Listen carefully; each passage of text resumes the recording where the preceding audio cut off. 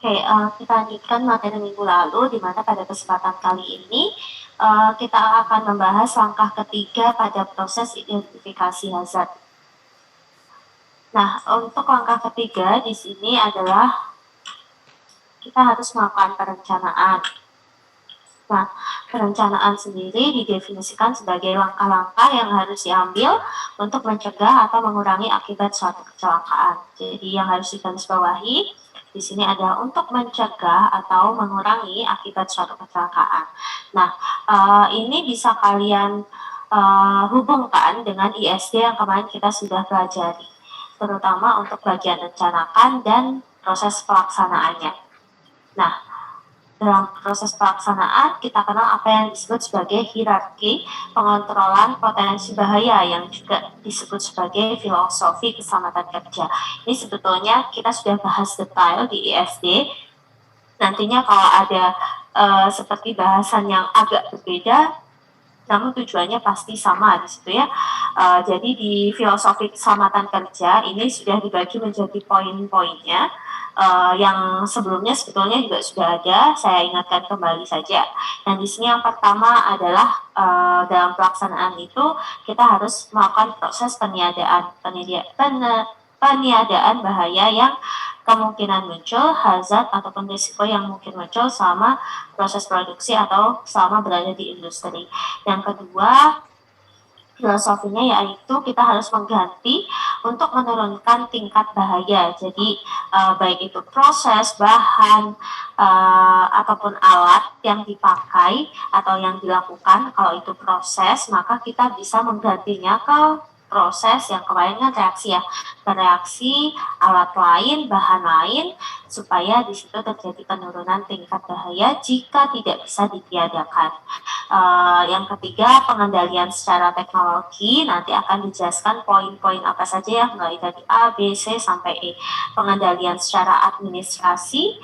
Dan yang terakhir, ini penangkalnya ya. Kalau sudah di akhir ditiadakan nggak bisa, diganti untuk menurunkan tingkat bahaya nggak bisa, dikendalikan secara teknologi, artinya di situ diganti teknologi lain nggak bisa. Secara administrasi, misalnya SOP sudah dibuatkan tapi tetap dia menghasilkan bahaya, maka jalan terakhir adalah yang wajib juga kita lakukan, yakni memakai alat pelindung diri seperti itu. Nah, kita bahas satu-satu.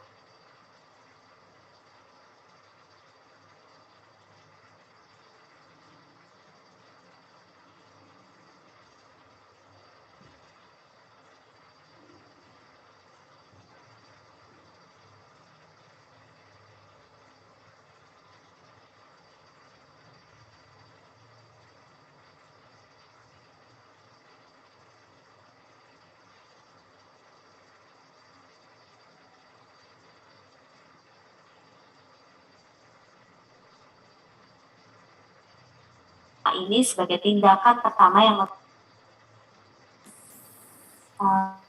saya keluar dari Zoom barusan. Terakhir saya jelaskan apa? Meniadakan bahaya potensial. Oke.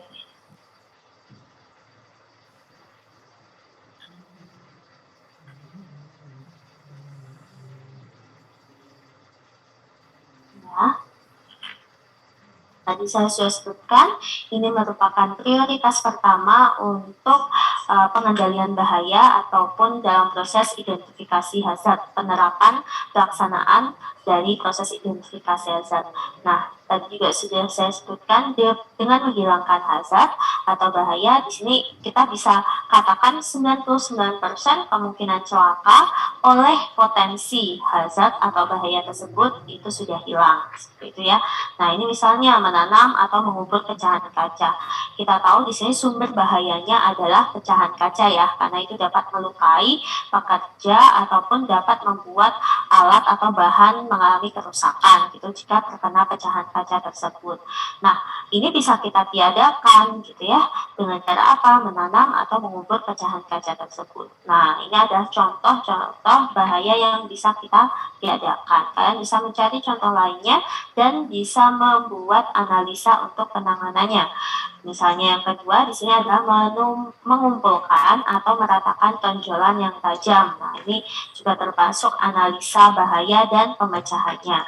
Misalnya kita lihat saat berjalan ke kantor atau ke tempat lab, industri, ternyata di situ ada gundukan atau tonjolan yang tajam dan itu merupakan potensi ya, bisa jadi mungkin saat kita menggunakan sepeda motor atau mobil atau sepeda terkena sisi yang tajam itu sehingga mengakibatkan bannya robek atau rusak sehingga nanti juga akan membahayakan pengendaranya. Nah, itu kita bisa atasi, kita bisa tiadakan dengan menumpulkan atau meratakan tonjolan yang tajam tersebut. Lalu mengecerkan minyak hingga tidak bisa menyala. Nah, ini mungkin bisa dilakukan sebelum membuang minyak itu sendiri. Atau kalau kalian biasa menggunakan bahan kimia asam, basa, dan yang lainnya, itu biasanya boleh dibuang, tidak menimbulkan bahaya. Kita tiadakan bahayanya jika kita sudah encerkan sampai konsentrasi tertentu. Ya. Yang kedua, langkah untuk filosofi keamanan tadi, langkah untuk pelaksanaan ISD ataupun hasil dari identifikasi hazard itu adalah melakukan substitusi. Ini sebenarnya waktu itu sudah pernah saya jelaskan ya, tapi itu spesifik ke industri kimia. Nah, substitusi di sini mengurangi tingkat bahaya gitu ya, jadi bahayanya tetap ada, tapi kita mencari proses bahan alat lain yang lebih safety, tingkat bahayanya lebih rendah. Di sini merupakan pilihan kedua, dengan substitusi maka level bahayanya diturunkan, jadi tetap ada, cuma levelnya lebih rendah.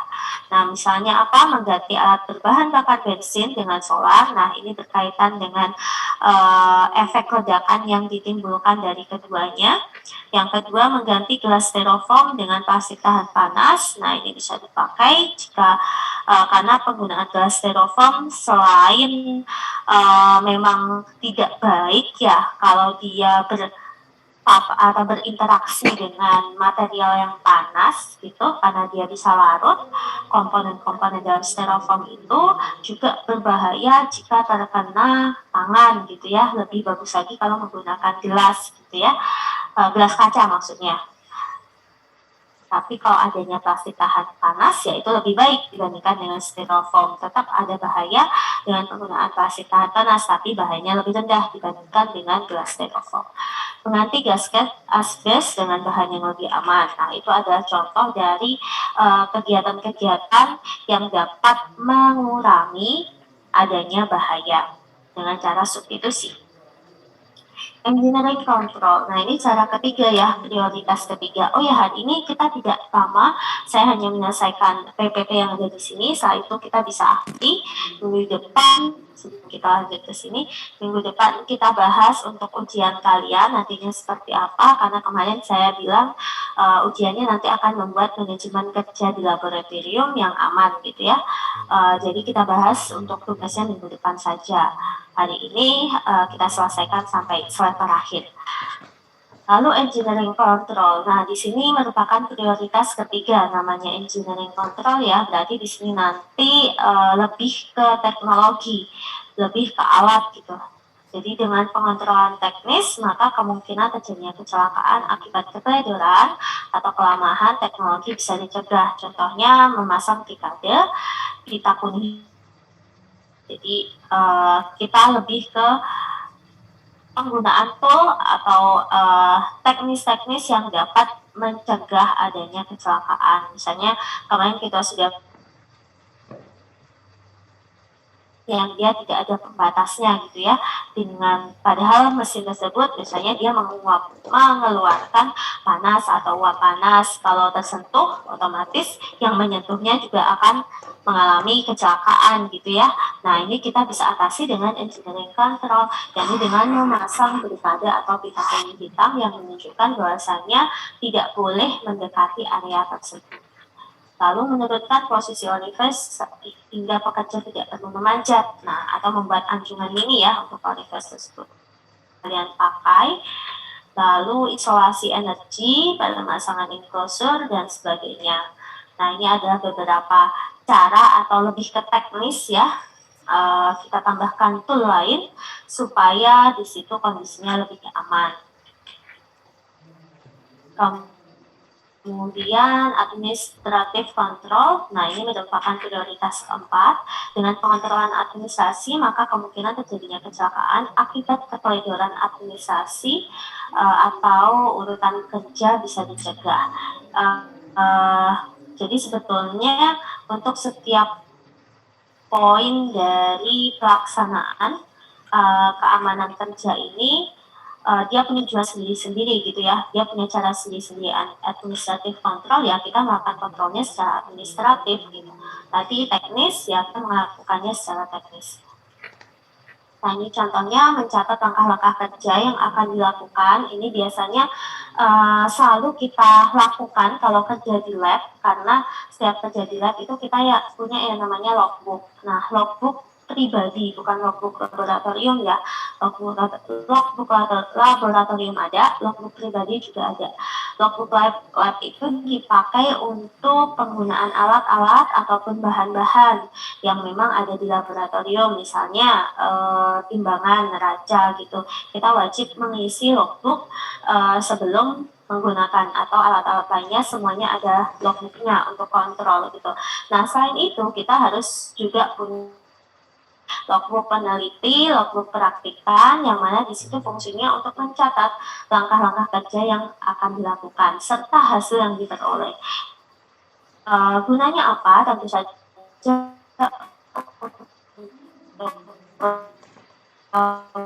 logbook lab untuk kejadian yang ada di untuk alat, bahan ataupun ya alat dan bahan gitu.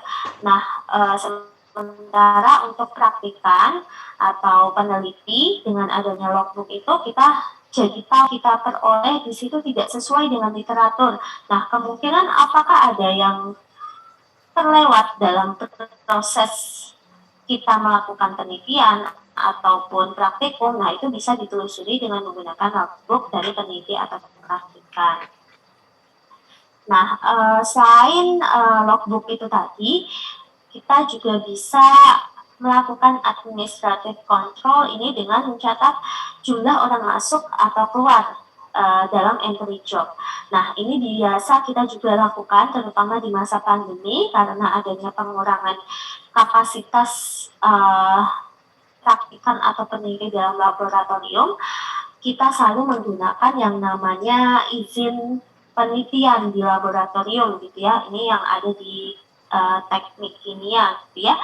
Nah, di situ akan tercatat jumlah orang yang memohon atau meminta izin untuk masuk ke lab, kemudian keluar lab, serta kegiatan apa yang akan mereka lakukan sama di laboratorium dalam kurun waktu 1 minggu ya, Senin sampai Jumat tentu saja.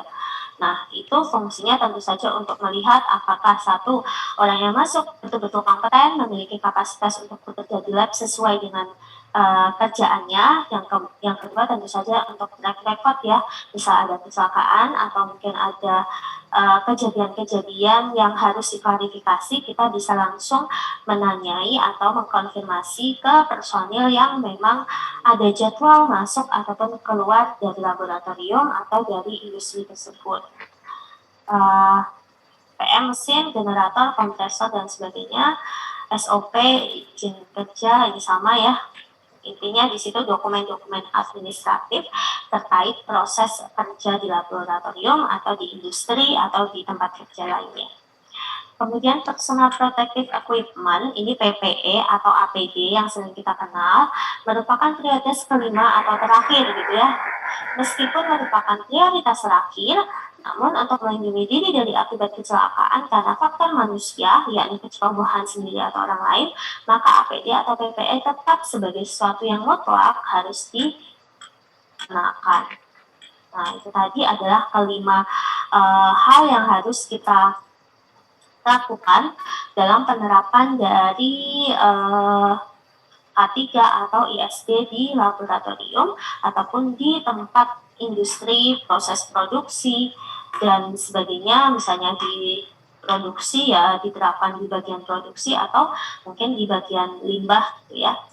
Nah, komponen terakhir yakni monitoring atau evaluasi. Jadi monitoring dan evaluasi biasanya merupakan keharusan untuk meyakinkan apakah kebijakan manajemen yang demikian bersungguh-sungguh dalam upaya mencegah kecelakaan terhadap karyawan maupun kontraktor telah dipatuhi sepenuhnya di lapangan atau tidak. Intinya di sini untuk proses monitoring yakni apakah K3 ISD itu sudah dilakukan, sudah dipatuhi atau tidak dalam proses produksi. Nah, ini adalah kuncinya. Sudah dipatuhi atau tidak. Yang kedua, dia juga akan melihat apakah cara atau mungkin kebijakan manajemen yang diterapkan itu sudah betul-betul mengakomodir untuk membuat pekerja ataupun industri itu aman. Artinya dia aman dari kecelakaan, aman juga dari kerugian untuk industrinya. Itu juga nanti akan dievaluasi. Kalau misalnya diterapkan kebijakan A tapi ternyata masih ada kecelakaan yang timbul, berarti kan perlu dilakukan pergantian gitu ya, pergantian kebijakan, pergantian SOP, pergantian ISD atau sistem K3 yang dipakai dalam industri dan juga laboratorium. Nah, monitoring ini selalu saya tekankan dia punya peranan yang penting karena belum tentu kita menerapkan skema seperti ini, skema A dia langsung cocok. Banyak sekali human error atau mungkin kesalahan-kesalahan yang dapat ditimbulkan karena memang di sini lingkupnya kalau industri kan nggak mungkin kecil ya, nggak mungkin sama dengan laboratorium, malah lebih besar lagi, sehingga kemungkinan terjadinya error, kemungkinan terjadinya permasalahan itu juga akan sangat besar. Oleh karena itu sangat perlu dilakukan monitoring. Nah, juga disebutkan juga sebagai tahapan mengumpulkan bahan evaluasi untuk penyempurnaan ke depannya. Ini yang tadi saya maksud terkait perubahan yang sangat bisa dilakukan mengenai skema K3 yang dipakai, ISD yang dipakai, pelaksanaan yang dipakai untuk penanganan kecelakaan. Nah, ini juga merupakan salah satu kesempatan atau tahapan menilai safety performance karyawan. Jadi di sini juga bisa dipakai untuk nantinya kita lihat peran dari karyawan, peran dari personil di suatu industri untuk mendukung penerapan ketiga atau penerapan ISD di tempat kerjanya. Apakah dia sosok yang abai atau tidak. Nah, dari situ kita bisa proyeksikan untuk apa. Selain tentu saja diberi peringatan, kita juga bisa proyeksikan yang bersangkutan mengikuti pelatihan seperti itu ya, supaya ibaratnya dia digembleng lagi, diingatkan lagi bahwasannya hal-hal yang dia lakukan di situ dapat membahayakan orang lain ataupun memberikan kerugian untuk industri tersebut seperti itu. Nah, oke, hari ini cukup untuk materinya, memang sedikit ya, tidak banyak untuk hari ini. Silakan jika ada yang mau dikonfirmasi atau ditanyakan.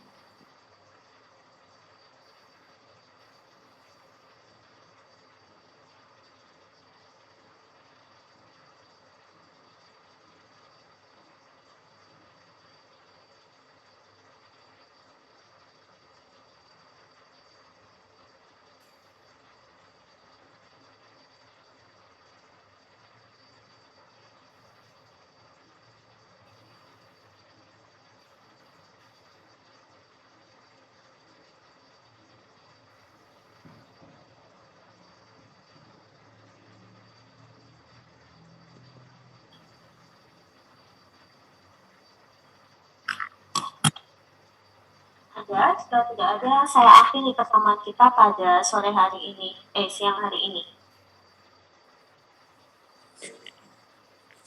Bu, izin tanya, Bu. Ya, silakan. Untuk jadwal UTS, apakah 2 minggu lagi atau minggu depan? Gimana, maaf.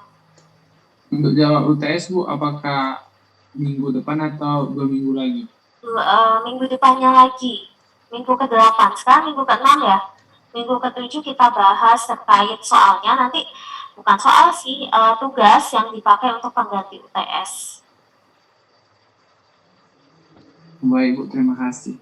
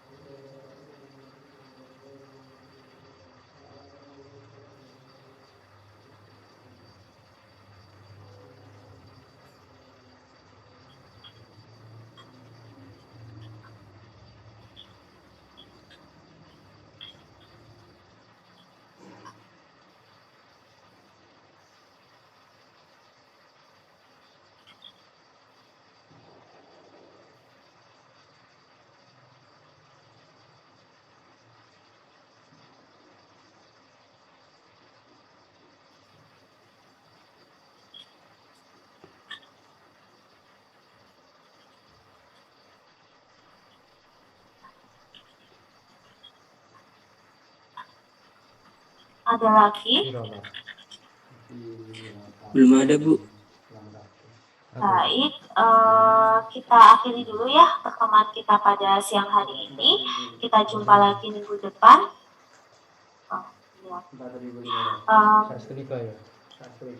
Semoga bermanfaat. Mohon maaf jika ada kesalahan. Akhir kata, wassalamualaikum warahmatullahi wabarakatuh.